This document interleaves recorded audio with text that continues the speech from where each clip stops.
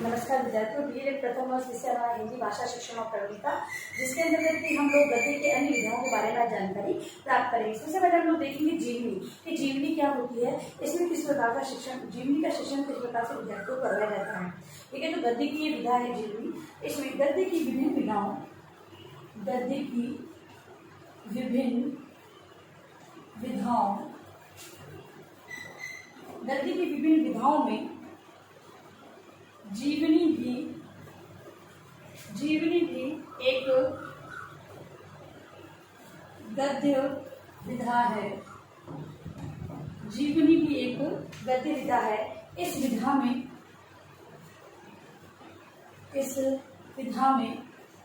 किसी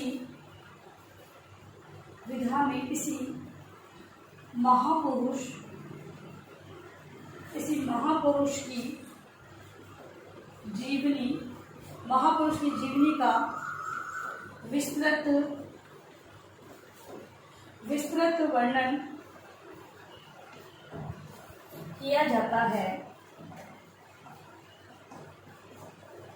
विस्तृत वर्णन किया जाता है।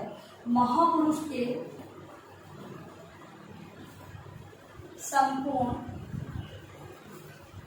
के संपूर्ण जीवन का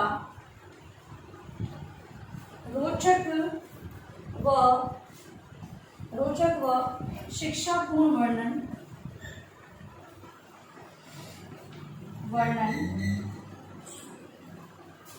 किया जाता है। जीवनी के अंतर्गत सबसे पहले बात एक गद्य विधा है और इसके अंतर्गत किसी महापुरुष की जीवनी का विस्तृत वर्णन किया जाता है। महापुरुष के संपूर्ण जीवन का रोचक एवं शिक्षापूर्ण वर्णन उसमें किया जाता है। मतलब कि उनसे हमें क्या शिक्षा लेनी चाहिए, तो विद्यार्थियों को उनका जो ऐसा व्यक्तित्व दिखाया जाता है जिससे कि विद्यार्थी उस शिक्षा को अपने जीवन में ग्रहण कर सके। किया जाता है किन परिस्थितियों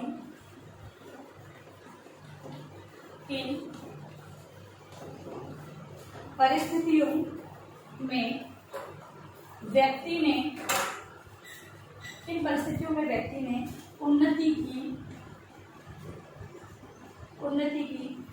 उनकी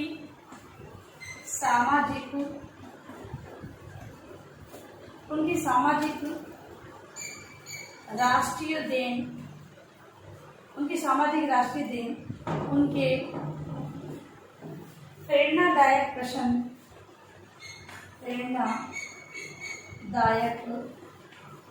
प्रसंग व्यक्ति के तत्कालीन समय की आर्थिक,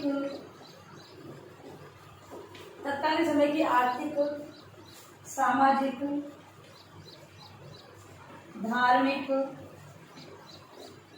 धार्मिक स्थिति के दर्शन आदि का पाठक प्रत्यक्ष की तरह काल्पनिक दिग्दर्शन कर लेता है। जो जीवनी है उसके अंदर जैसा बताया कि महापुरुषों के संपूर्ण व्यक्तित्व का वर्णन किया जाता है, जिससे कि उनसे संबंधित जो शिक्षा है उसे ग्रहण किया जा सकता है। इसके अलावा उस समय की उनकी तत्कालीन स्थिति कैसी थी, आर्थिक, सामाजिक, जो भी धार्मिक है वो स्थिति किस प्रकार की थी, उनका दिग्दर्शन एक प्रत्यक्ष रूप में प्रस्तुत करने का प्रयास जीवनी के माध्यम से किया जाता है और उसके आधार पर कल्पना की जा सकती है। ठीक है, अब है एकांकी। अगली जो गद्य विधा है वो है एकांकी।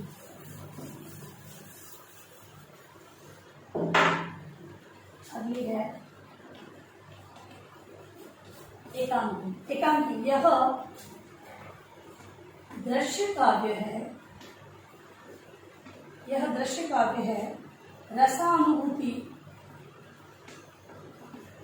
रसानुभूति देखकर अधिक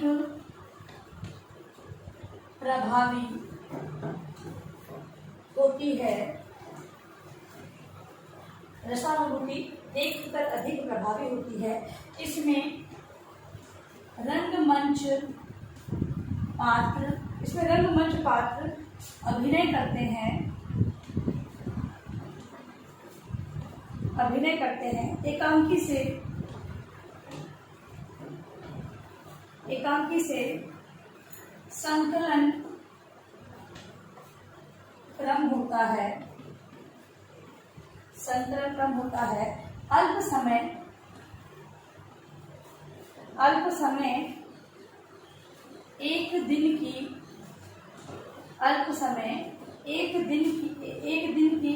घटना अल्प मात्र 2-3 से अधिक पात्र नहीं होते, समझाती हूँ, होते हैं तथा एक स्थान की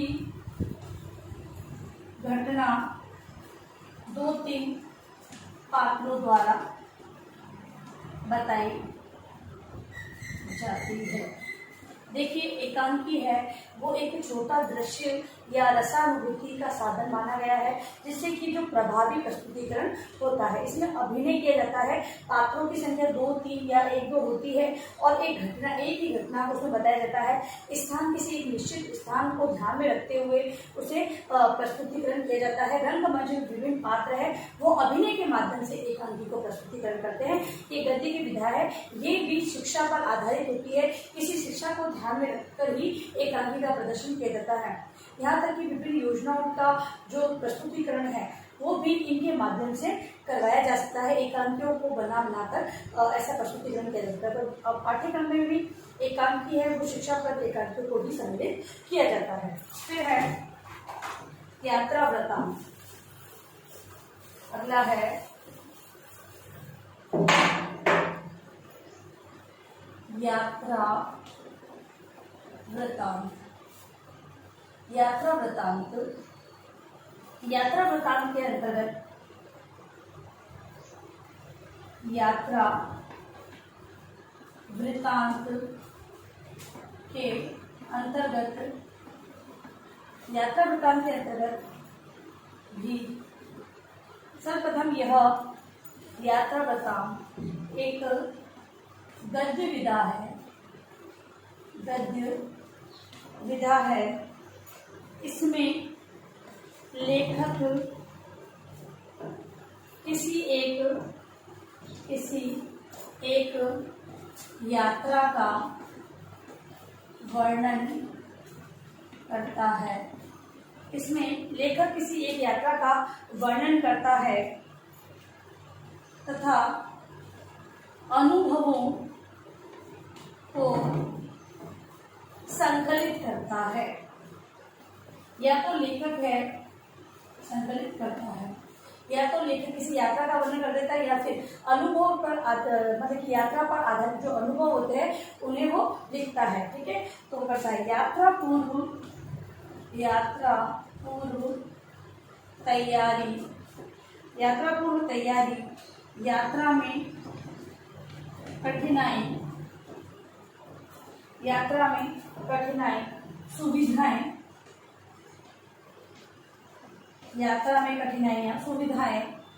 त्रुटियां,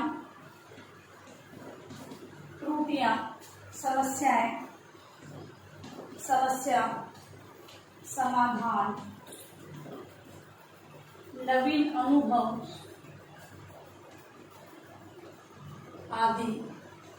नवीन अनुभव आदि को रोचक वर्णन होता है। मतलब जो भी यात्रा के अनुभव होते हैं उससे संबंधित कठिनाइयाँ होती है, समस्याएं होती है, नवीन जो अनुभव प्राप्त किए जाते हैं, समस्या का समाधान किस प्रकार होता है, यात्रा वृत्तांत के अंदर वो संपूर्ण जानकारी दी जाती है। इसके अलावा यात्रा का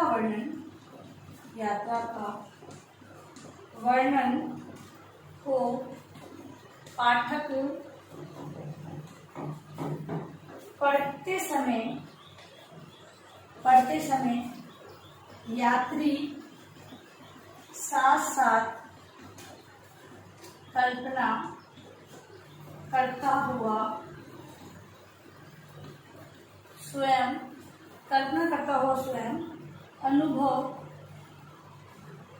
करने लग जाता है।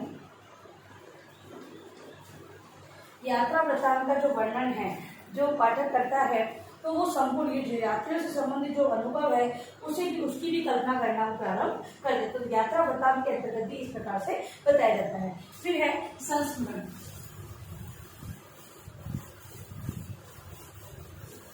पहला है संस्मरण। संस्मरण जो कि यह भी एक गद्य शैली है, यह भी एक गद्य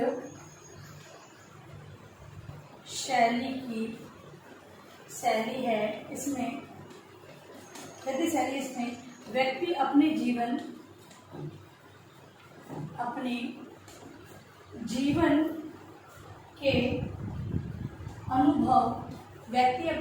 के अनुभव खंडों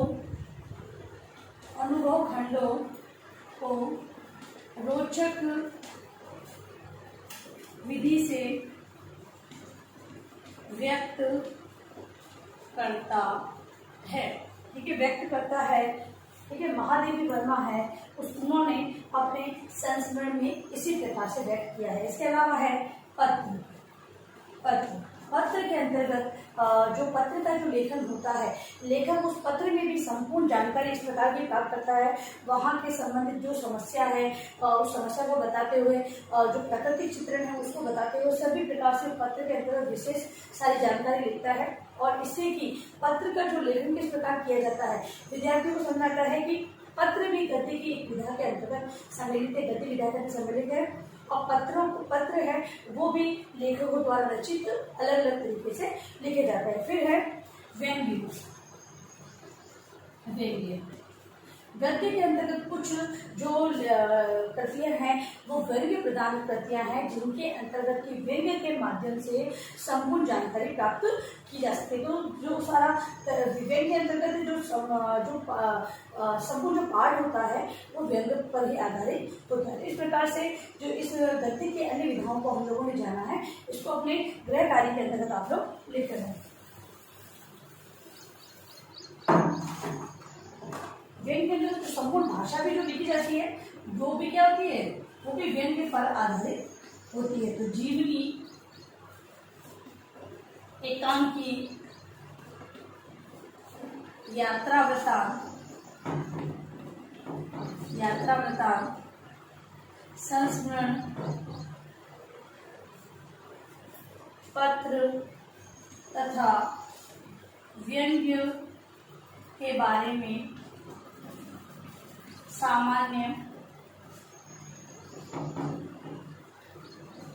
जानकारी लिखी। इससे संबंधित एक एक पैराग्राफ आपको लिखना है। तो ये गद्य की इन विधाओं के बारे में हमें किसी एक संस्मरण के बारे में नहीं पूछा जाता है, ये होता क्या है उसके बारे में पूछा जाता है। तो आप एक निबंधात्मक उत्तर के रूप में इसे एक एक पैराग्राफ में लिखकर अपने उत्तर पुस्तिका में लिखेंगे। और अंत में इस महामारी के दौर में कम से कम ये आवश्यक कार्य होने पर घर से बाहर निकलते तीन बातों का विशेष ध्यान रखें। मास्क लगाएं, सोशल डिस्टेंस बनाएं, हाथों को बातों से मदद करें, सोशल मीडिया से ध्यान रखें। धन्यवाद।